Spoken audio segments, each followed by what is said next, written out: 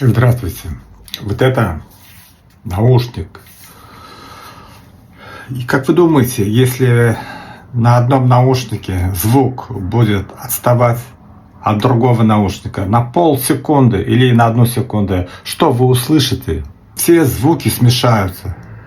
Это была основная причина, а может быть даже единственная, почему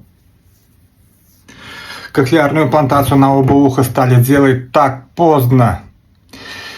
Именно благодаря нам, первопроходцам, кто решил рискнуть и поставить кохлеарный имплант на второе ухо, обязана наука. До того, как нам сделали всем, во всем мире начали делать где-то, эксперименты начали проводить лет 30 назад, 20 лет назад, да, в России. И того позже.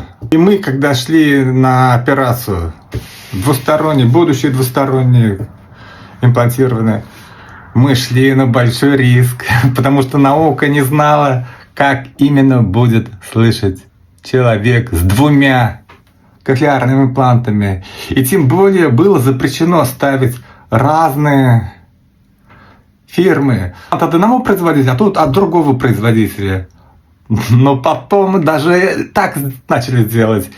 И выяснилось, что все нормально. Видите, как обязана нам наука.